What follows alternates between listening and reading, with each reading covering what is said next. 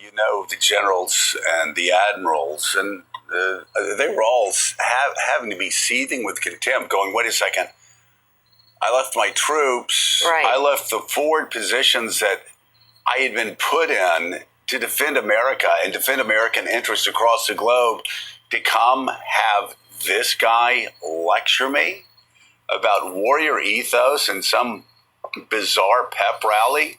And then Donald Trump came up, and as we said yesterday, again, it was like a campaign speech that you might have seen late in the campaign. That was Willie up until the very end when, as the Wall Street Journal says, Donald Trump told our military leaders that he may want to use the military against Americans, saying the enemy within, talking about using the United States military to train. I don't care what party you're in. I don't care how MAGA you are. I don't care how long you've been supporting Donald Trump.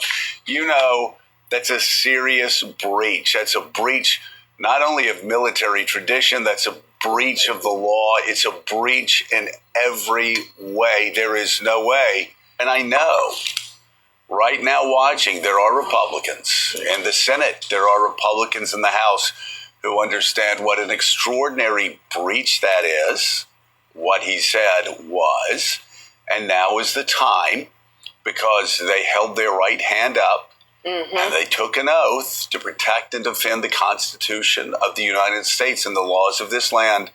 This would be a pretty good time for them to actually execute that oath and say, no, we don't use the United States military to attack Americans. We don't use the United States military to fight, quote, the enemy within, especially when Donald Trump is now defining enemies as public interest groups that oppose his politics. I think in many ways, both Secretary Hegseth and President Trump were surprised. They expected kind of a rah-rah pep rally, and they didn't get that from the people, as you say, who'd flown in, men and women from all corners of the world, left their posts to listen to Pete Hegseth lecture them about warrior ethos and wokeness in the military and everything else.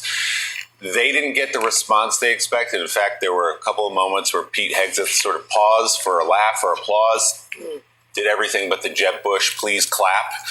And these generals and senior leaders just sat there and watched, wondering what on earth they were doing there.